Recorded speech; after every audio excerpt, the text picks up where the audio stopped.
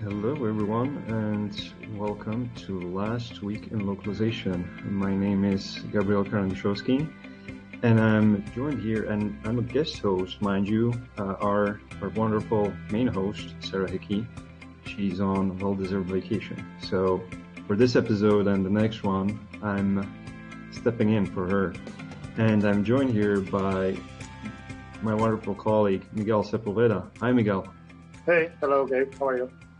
Doing good, doing good. So yeah, this topic today is around pricing localization. But first of all, let's bring this down to the NIMSY level for those who haven't heard about us. What NIMSY does, we're a market research and consulting company focused in the language services industry. So we help our clients with topics such as international growth, market research. We're working with a lot of different people, a lot of different audiences. So from the linguists to also the buyers and the providers of language services. And in this segment called Last Week in Localization, we kind of go over the latest and greatest in terms of what is going on, what people are talking about, what are the different publications or the different research we got going. And so this brings us to the topic of how to localize price. And we have sort of an authority here on the topic, Miguel. Miguel, wouldn't you mind kind of filling our audience in a little bit about what it is that you do? And you're very prolific, from writer to manager to leader, thought leader of the industry. So why don't you fill us in a little bit on all the amazing things you're doing? Thank you. Yeah, I like this industry and I like doing multiple things. So I'm like multitasking, wearing different hats in different areas. And I am part of an IMSI team as a researcher and globalization specialist, which is a great opportunity to be there because it's so interesting, this industry, that it gives me the opportunity to research, write, talk to different colleagues around very exciting topics from multiple angles. And on top of that, I'm also working for King. I am in the video games industry. King are probably more famous for being the Candy Crush makers. So I have also the opportunity to do globalization work for that area when it comes to video games and localization and multi-market games and all this. So I do really like also that part. And on top of that, I like writing, also writing in a personal blog, but everything at the end is like connected because everything is globalization, localization strategies, and everything is coming together. So yeah, I like this industry.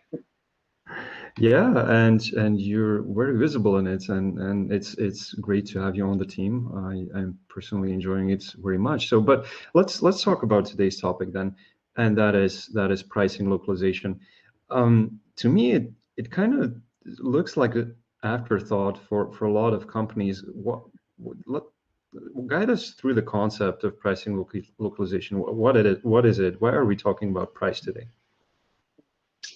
Yeah, I find the topic of price localization quite interesting in our industry because many times what I have found in my career is that when thinking about localization strategies, it's a little bit, as you said, it's not really considered kind of afterthought.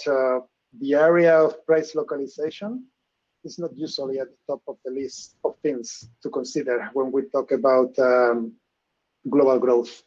And to give some context, by price localization, I mean the process of adapting the price of a digital product or service to the local market in which a company is operating. So that's my short definition around what is price localization. But really, it's not really considered from the beginning, which is a kind of surprise when you think about it. Yeah, absolutely. And we have our own data here at NIMSI, which supports the fact that what does matter to users across the globe. And one of our landmark studies that we did last year called Project Underwear, we were asking what are the deciding factors for people to buy. And in that graphic that you've seen there for a second, is price is the most important factor for almost all of us, 8 users out of 10. We look at the price tag first. What are your thoughts on that? It has really an impact because I mean, in the industry, I think that there are different companies approaching differently when it comes to price localization. There are companies and sectors that incorporate price localization as a component when creating the localization strategy, while others is like, oops, we did not really think about that. So if I have to give some example of companies or different verticals, you could have Netflix, for example. It could be a good example of someone who is considering price and including price localization as part of their strategy, because they have like different prices for the different markets, and they even bring that to the next level, which is that depending on the maturity of the technology for the different markets, they are going to have different subscriptions plans. So in India, for example, they could have entry level to consume Netflix in mobile, or a basic level where you can have like a low definition or one screen. And then you might have a premium where you go to 4K or multiple screens, and you have different prices for obviously adapted for the country. So that's like the model, for example, in the industry, that when I look at some company that they might be doing a good job here, that could be, for example, Netflix, that they take into consideration the technology, the demographic, and they put everything together and they implement that. So that's something that it's a good example, and they are having this because it's matching what you just show in the slide. Price sensitivity, it's important when it comes to engagement and everything. Then if you consider, for example, one industry that I know quite well, which is gaming industry, that's different because usually there what you are going to have in most of the cases for many publishers is like the same price for pretty much everything. And especially in game content, and definitely especially in mobile games. And that's not necessarily this approach, because what you might see, like, I don't know, like a coin of chess of €5, $5 for Germany, maybe that's okay. But maybe for an untapped market, $5 for one game purchase is a lot of money. So I guess that something else could be done there in order to adapt to meet the local users in a better way. Right, and it's very fascinating because what I think almost is like for something as almost simple as price, there's layers of complexity to this. Like there's so much thinking that needs to go into this, right? Like if you there's a ton of data that companies need to find on how much people can even spend in those countries, and what are the patterns of spendings, what are the types of items they are willing to spend on. So and from there a question comes to mind, like how does a company that has no idea how to go about this look for this type of information, or rather what type of information they should be looking for, and out of your personal experience as well, what are those data points that matter in such an instance? I think that the first thing is to understand is that you need to have a price localization strategy in place. So that's the first thing to realize. So once that's it's there, then I think that for company there are basically at least a couple of options, because you can start with what I usually call cosmetic price localization, which is ensuring that at least you have the proper exchange rate. So ensuring that in the API of a website such as XE, you have always connected there the proper exchange rate. So when you do the rate exchange from one country to another one, that's properly done and there are no bugs there. So that's something important. Then you have to include at least the proper currency. I have seen in many cases that some stores, they are not putting the price, the symbol, assuming that it might be the dollar or that it might be the euro, but you have to include at least, I don't know, the yen or the rupiah or whatever you are doing for the different countries. So ensuring that in the phone package, you have the right currency, because if it's a set 7.25, what's that? And I have seen that. Especially reported as LQA bug, that the currency is missing, right? So that's important for a user to know what are the different meanings of that. And the last level that obviously you know that is super important is the language. Language is something that you need to include also as cosmetic. By cosmetic here, I don't mean necessarily that it's easy, is that you need to touch at least 3 areas to have the words translated, so the typical localization effort, and then the currency one, which might fall into internationalization category, and then the exchange rate. So that would be like the minimum that, in my opinion, you should have as part of your price localization strategy. But there is more. I mean, if you want to offer a more efficient price localization strategy, I think, in my opinion, you have to go a step beyond the cosmetic part. We must include important areas such as the interest of potential customers and the particular situation of each of the markets. And if we think about it, for example, users will value your price differently depending on whether the product meets their expectations or not. It also depends on the competition you have in the different markets you want to enter. And then finally, the purchasing power, because as we mentioned earlier, salaries in Germany or UK will be different for emerging markets. So purchasing power is something that you have to include also in your price localization strategy. So there are different levels, and based on that, I think that you need to go step by step. You can start always with the cosmetic part, and when you nail that one, maybe you can go to the other one. So little big steps until you find your model. Right. There's a ton of information that companies really need to think about, and thanks for kind of summarizing that a little bit. So I'm curious here. Such a topic, who usually owns it in the organization? Because our starting point is here as language professionals, so in the localization industry or in the translation industry, but if we're touching really on an element that has consequences beyond the language aspect of it, right? We're touching on elements of user interface or design. So who are the people like normally that need to worry about this? Is it the marketing manager for a particular country that should be aware about the need to localize the pricing, or is the product owner the person that needs to be exposed to what this can offer?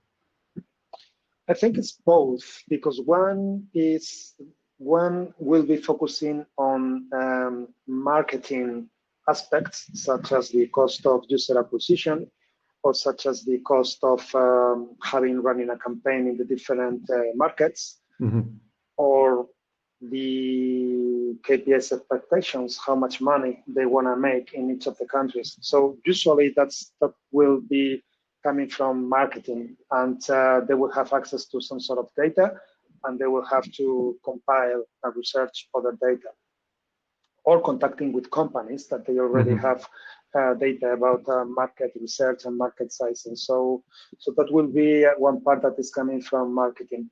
But also product is going to be important, because there's going to be some changes when it comes to price localization that they need to be driven from the product side, which is everything related with internationalization. So I just mentioned about the currency.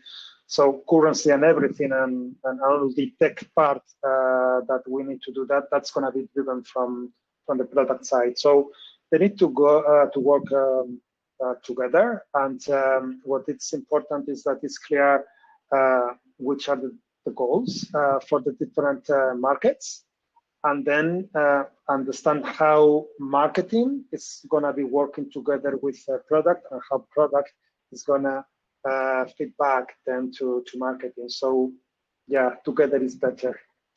Right. So the more buy-in from all sides, and also from the language services departments, I assume, with their knowledge of the local markets, if companies are able to reconcile those different views and objectives, then it's all for the better, right? Yeah, because also quality expectations are going to be different for the different countries. So you might have some quality expectations from a marketing side, but usually then localization teams working in the product teams, they will give feedback about how to approach quality for Japan. And the expectations in Japan, the expectation of a person in Japan is going to be different from my expectation as a Spanish person. My tolerance for error will be higher, perhaps, than a Japanese. So all these different things, it's a good idea to include that in focus groups, research groups, things like this. So you have the proper expectations of quality, because quality expectations, then you need to link them to price expectations. So everything is coming together. So it's many different variables that you need to consider, and you need to put everything on the umbrella about price localization. But there are multiple moving pieces that you need to master. That's why I don't think it's just marketing's call or the product call, because everyone will have something to say in defining the localization price strategy. Right, and that's a very good point. Now, how about, and let's think bigger here, bigger picture, and so strategy. Why is pricing localization something companies should have on their minds?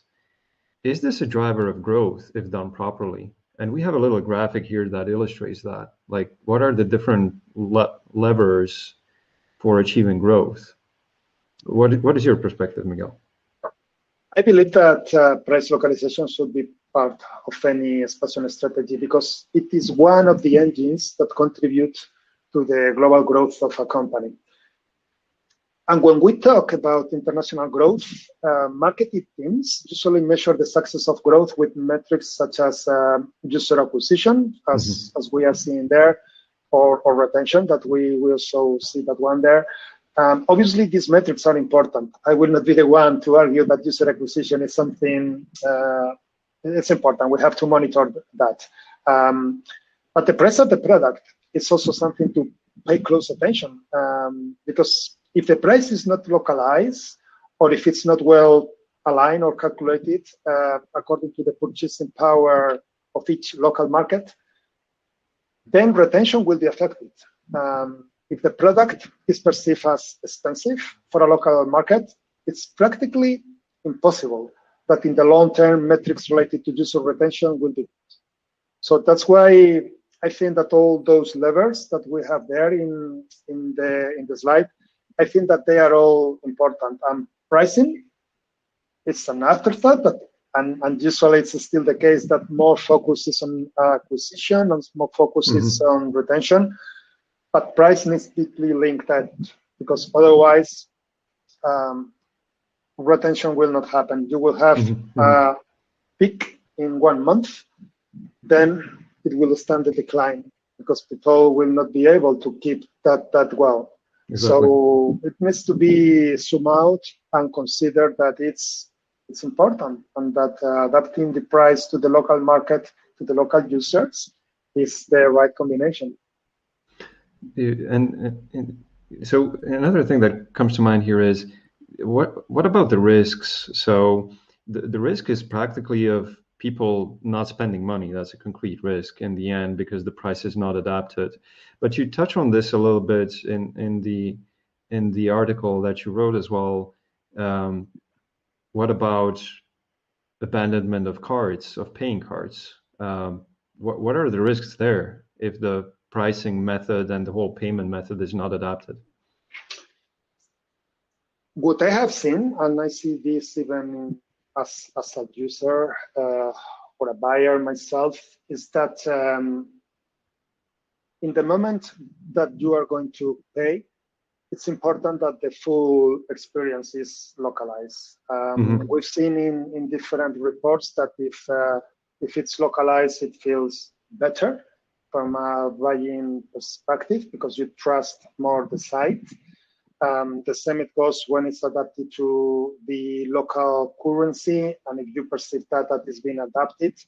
And there are many cases that people start buying something, and there is one point that if they perceive that it's not well adapted to their needs, either because it's not localized or mix English with another language, or if it looks weird, the paying method that is not like the typical paying methods, people will quit because they perceive that this looks weird. So the closer you are to the wallet of a client, the bigger the effort you have to make to speak their language. And to speak their language here is like the combination of everything. Is the language, is the price, is the payment method, multiple things. So to offer the full experience, you have to touch every single point.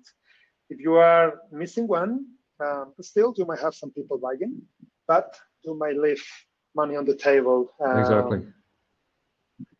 Yeah, very spot on. We're talking about something that is very central in this sort of company versus end user experience. Is this the whole process of finding a product or a service or wanting to come to that moment where that person pays up? That's the most critical funnel for a lot of companies that we're seeing, and the logic there is to make that experience as smooth, as natural as possible. So we're really coming from this maybe perception of adapting price locally being an afterthought to something that should be central to what these companies are doing, because this is where they make their living, right? So it's really a no-brainer of why they should adapt it.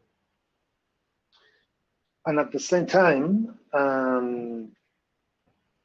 I think it's a question of inclusivity, because usually many products are designed in English, and there is some bias there around, okay, this is how the rest of the world will be using the product. And then there's not like a proper thinking around, okay, what do we need to do to deliver the same experience in the English product than in the localized one? And it's not just the language. It could be just also, we are talking here about price. It will be also the method of pay. So if you go to Japan or if you go to China, they will pay there with different methods. Over there, WeChat or Line might be popular, while here in Spain it's not popular to pay with that. There are other countries that they might be paying with WhatsApp for businesses, while in others WhatsApp is not a thing. So, or the same in the US, that WhatsApp is not that common as in Spain or Italy or some countries. So it's about having all these things together. So you think, okay, let's not just replicate the English experience and just go through the credit card or PayPal or whatever. Let's see which is typical in each of the different countries. And then you include that in the market's requirements as part of your localization strategy. So it's all this that you have to take into consideration. And that's why perhaps it's an afterthought, because it might be intimidating at the beginning, but at the same time, that's why you need a localization team or some localization expertise. So they tell you, hey, let's ensure that we are not delivering different user experiences just because they don't speak English or because they are not in an English-speaking country. There's some more tweak here to do. Right. And I feel this is a nice segue to maybe a more overarching sort of meta topic that we're touching on here, and that is user experience. And I understand this is your forte, Miguel, right? And something that you've worked on a lot. So it almost feels like there is a checklist of sorts when companies need to or want to go global, and user experience and providing that all around smooth user experience is part of that. So how do you know, and even from your experience, how do you bring about that topic that we need to where we're just focused on the numbers, the total addressable market or the population or how much money they can spend? How do you bring about this conversation of UX? One way of doing it is to pitch the idea that localization is actually user experience. And I think, and I'm not sure why, that quite often people forget that language is human and it's all about creating a user-centric experience. So quite often when I'm in some meetings and I hear about, okay, let's make this user-centric approach, blah, blah, blah, blah, blah, blah, all these buzzwords, I'm always surprised that no one is really talking about the language, because there is nothing more human or more user-centric than the language. And language and culture are coming together. So designing user experience without thinking about localization, it's weird to me. That's why I'm making an effort to ensure that these kind of silos are broken and trying to find ways of bringing things together. And there are ways to bring this together, because when you start about thinking about user experience from a localization perspective, you are going to have this layer of culture where you have different colors for different countries, that they have different meaning. So that's something that I have seen in web pages that it's done very well. So they might use red for China, and they might use a different color for a different web page in a different countries, because red has a different connotation.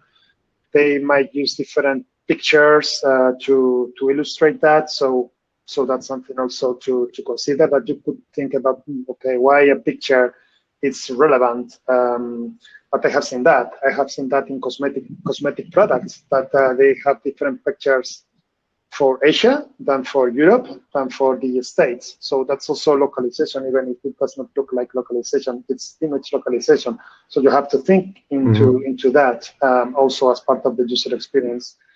What to say about the checklist that we have about internationalization, everything that you need to consider for the fonts. So the proper fonts is displayed for all the languages that they have special characters or special symbols, or different needs in terms of length or vertical size of the characters.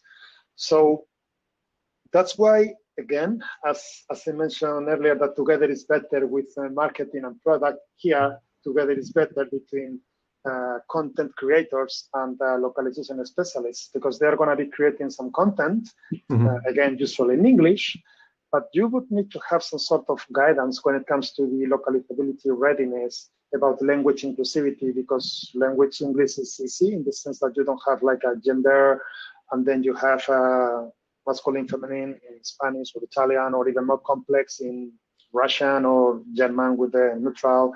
So all these things are things that you have to consider, because they have an impact in the UI. So it's an interesting topic. Yeah, absolutely. We could go on about this for a while still, and we will still do. I like what you mentioned there about the notion of, and I kind of rewind the years and I think about it. Language is really central to how we understand the world. It's for little babies, and I see this because this weekend we've visited our niece and nephew. The way you talk language is how you frame a little child's understanding of the world, and that is how you how you perceive the world. So hence the importance of, if you don't understand, and this is the language element, if you don't understand what it is that the product does for you or can do for you, you just tune out. and the same goes for the currency symbols you see and all of that. So I like this notion of or rather, people. It would be good if people thought more about how language affects us. It really shaped how we see the world. And when it comes to the content, um, it's really good to understand that different countries, they are going to have different dimensions around how they consume content. So something that I put together for the learning of the UX is this Hofstadter dimensions. That what they study is that the way you communicate to users needs to be aligned with how they are feeling in the different dimensions there, which are like power distance, for example. So there are some countries that the power distance is super visible, and that is clearly something that you have to consider when you are creating a product, because there's going to be some countries that they feel comfortable if you tell them you have to do this, you have to click on that, now you have to press this button. There are some countries that they are totally fine with this sort of you have to, because that's how they live in their culture.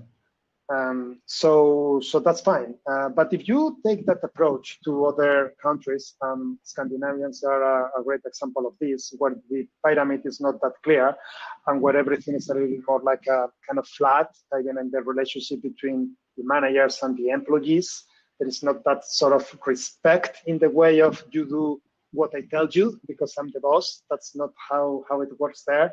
So if you have the content there and you go in the same level of English and you just do the same for Norway or Sweden, and you start like you do this, you do that, you have to, you, then that's problematic because it's a more inclusive culture. So something that I saw when doing the analysis that I really like how they do it in McDonald's, which they have websites, as you can imagine, for all the markets in the world.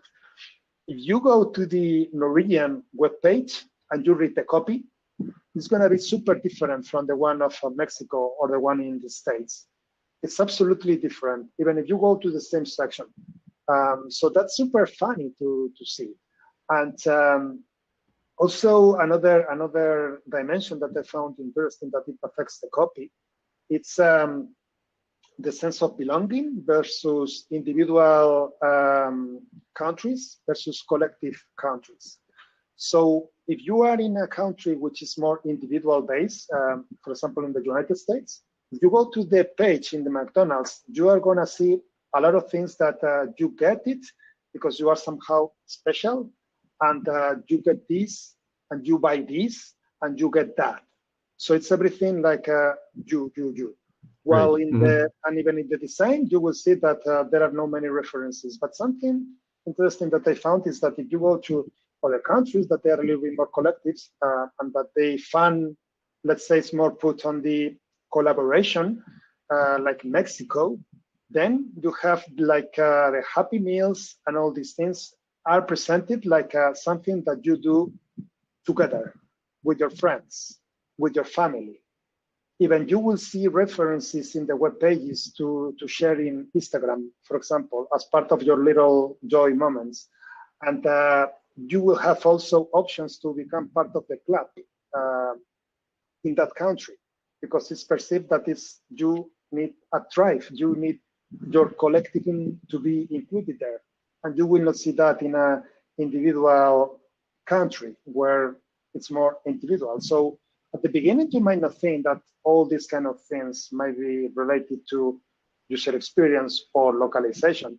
But then when you understand that there are different dimensions for the content, then you start thinking, okay, so I need to adapt my content depending on all these different areas. And I need to have a different approach for the different countries. Because if I have exactly the same approach for every single country, you will not get the same level of engagement. Apple is another great example of how they do this. If you go to the Apple websites, you are going to see that it's different for every single market. So yeah, it's it's powerful. It takes time because you have to do it a lot of research, but it's really worth it in my opinion. Yeah, it's a vast world. So many different parameters, as you mentioned, from the use of color, but also, and something we covered and worked on together as well, like the elements of culture or religion that seep through into the product design, the way images are used, and is for some images convey or are purely informative. For others, they convey some special meaning. So there's a lot of different elements that companies need to take into account. So I have a question there now, bringing this back to the original topic and that is price.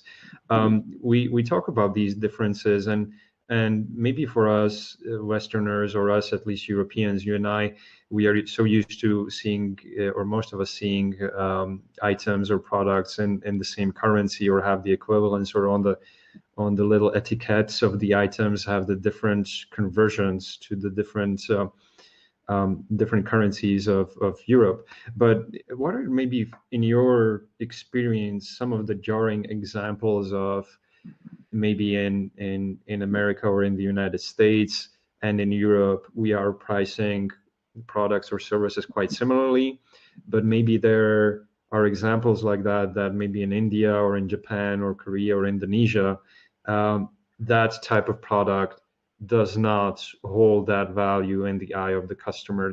Do you have any examples like that in mind, of such a disparity where even in your past experiences, it was quite different from the price you had for those Western markets? In the video streaming or streaming in general, like Spotify, for example, they are doing a good job also to have like different prices for the different regions. And they are including different variables there to consider the price, because it depends on the quality of the music. But to offer quality lossless music, you need to be in a country with the internet is the wide of the internet is super fast. Otherwise, you cannot offer high lossless quality music because it's not supported. And the same for actually your hardware. You need to have headphones that they are compatible with that type of music. So you need to have like a different columns there where you go and you say, okay, tech maturity. What's the tech maturity in this country? And you go there to the hardware at different levels. Like if we are talking about something that is consumed through mobile, which is the mobile handsets that they are used there. In the case of mobile games, it would be if you are having one game that is 3 gigas, 4 gigas, you need to have countries where the space of the phone is generous, because in some countries there is 16 gigas. So that would not be enough in many of the cases. So you want to go into some markets where 64, 128, something like that is kind of standard. So you need to build that table with multiple columns and think about technology and think about then other parameters. Because to determine the prices for this, you also have different approaches, because you can go easy and you just go to the, which is your cost, then you add the margin, and that's basically the price. So you sell by more from what is costing you. So easy, but it's not the ideal, because customers, they really focus on value, not in your internal cost. So it could be a little bit tricky. Another model that I have seen other companies is just have a look to your competitor, see which are the prices that they are offering, and based on that, more or less, you have your price. That's okay if you are totally lost. If you are launching something, I don't know, for Vietnam, and you don't have any clue about what's the right price there, you might have a look at your competitor, and that gives you an idea. it's okay to start with, but it's not the best approach because you're basing your growth having the reference of your competitor. So sooner or later, you will have to have your own system because you cannot rely forever on your competitor prices. And then you have like this level that I was mentioning about Spotify or Netflix, that they really focus on customer demographics, buying behaviors, cost of living, each of the countries, technology of each of the countries. And with all these variables, they find the sweet spot for the price of the product. Right, and you're mentioning some of the poster boys of how to run a global operation and how to really cater to the different audiences, and they are quite visible on the back of their success. Would you say, and in your opinion, is there room for error here for a company that is basically just starting out? Is there room to experiment with this, or is, if we're talking about price, something you cannot afford to mess up if you're starting? In my opinion, we are lucky nowadays because it's easier than ever to iterate a product. Back in the days, like in this kind of waterfall world, it was a little bit more problematic. But now in this agile world, it's very easy to do a test and see if you have the results you want. So you can segment one country, and you can put a price matrix there and see for a number of months if that's giving you the results you want or not. And then you tweak that. So you iterate until you find the results you want. And nowadays that's easy. And we are talking about mobile apps. That's even easier because we have a lot of data points for all the clients. So you just need to have this kind of lean startup mindset, and you come up with some kind of pilot. You test your hypothesis. You validate your hypothesis. You might be wrong. You might be right. You don't really know. But you just start small scale, and then you build upon that. So it's all around having a prototype and test your idea. You don't even need to have the final strategy for your product or your final strategy for localization strategy. You just need to test the idea and learn from the mistakes, if any. Mm-hmm. I like that thought. Learn from the mistakes of others. Do your own. Make your own mistakes. Life is short. I mean, if you can skip your own mistakes, just based on the learnings from someone else's mistakes. Yeah, you're right in that. In today's world, the mistakes of others are visible, so there is great learning material there, right? Isn't there? So how about we summarize a little bit for those tuning in and on the different platforms that we are streaming this event to? We are talking about pricing localization and why it's important to get the price right practically. You mentioned this is a multi-dimensional exercise, isn't it? There's a lot of layers to it, and we're not just talking about price, but elements that touch on the user experience and the way users interact with price, trigger those buying decisions. That varies from country to country and from culture to culture. There's also the element of, as you mentioned, bringing everyone to the table and to expose how this is a crucial thing. So if we think about it sequentially, and let's say you're having this discussion with a peer, how would you bring this about? Points 1, 2, 3. What comes to mind? The first one is to explain them, as I mentioned, that they understand that localization is user experience. Mm-hmm. So you start with that, and you pitch the idea about why. That's something that is really related. Then there's going to be one point that you will start bringing the topic of culture into the equation.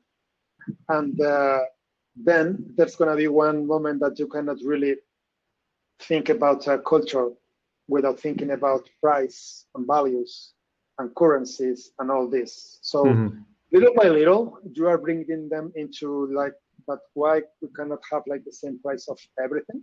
So you are little by little bringing them around. Okay, we have the language, we have a language which is user experience, and the culture is important for that, and price is related to culture.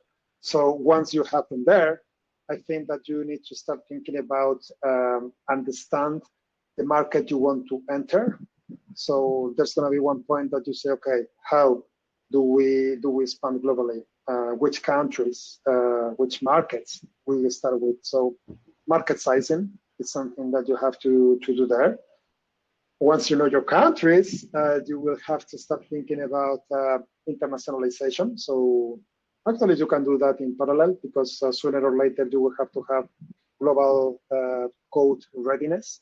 So you just need to ensure that your website, your digital product, whatever you are building, is able to manage the different variables for the different markets. So that's something that you have to include there. And also what is going to be important is that at that level, you start talking about the localization strategy.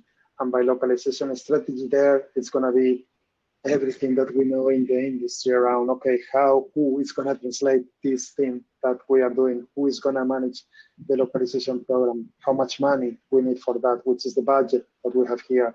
How we are going to approach localization QA?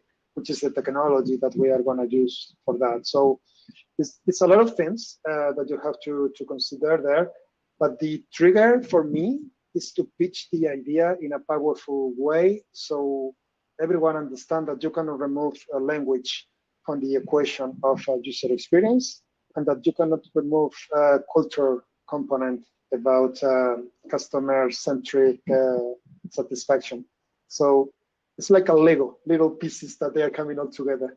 Oh, that speaks to me a lot, Lego. Great thoughts, Miguel. Thank you for sharing. For those of you, listening in, if you have questions, comments, suggestions, drop them in the files. And we have some of your, so let's take a look at that. Great. I love the examples Miguel used to illustrate the different hubs to the cultural dimensions with the website of McDonald's. Oh, yes, absolutely. Oh, and we have our favorite colleague, Belen Aguyo Garcia, name dropping a course there. And yeah, you mentioned that, Miguel, UX course. What is that? Tell us a little bit about that. That's a course to explain that localization is user experience. Because you need, what I found in my career is that you need a framework, and you need to have data and a method to explain why localization is user experience. And in that course, what we were putting together are in different lessons, which are the different elements that you need to consider. And it's built like into different areas. So why colors are important when creating a digital product. So that's something that is explained there. Why it's important to write in proper English, not using like a lot of slang, or which might be the risk if you do that. And we offer some solutions around how to write friendly localization content. There are also some examples around the tech part, because in our industry, localization is like it's the intersection between technology, culture, the language. So there are also some references there about what you need to take into consideration from a tech perspective. So it was different lessons. I also have some examples about the cultural dimensions of hub study, and examples for what I mentioned briefly earlier with McDonald's and other companies that they are doing an effort there, that I think that we can get inspiration from those things. So yeah, different lessons. So everything that you might need to start a localization program and user experience program from scratch. So you have the framework and resources also there. So it's complex. And to be honest, I did not find many courses. And that's why okay, let's make one.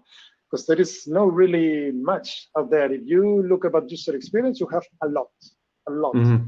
But if you look about and you Google localization user experience or how to design content for international audiences, you will not have that much. So that's why I was happy to put some content together, and we will do more of that because it's a fascinating topic. Absolutely. And with that, Miguel, thank you very much, Senor, for sharing your insights. Fascinating topic delivered by a very fascinating person. So thank you very much for your time. Much appreciated. One last parting question here, and we had a little bit of a chat on the sidelines, pun intended, before this live stream. Miguel, prediction time: Italy, Spain. What's the score tomorrow?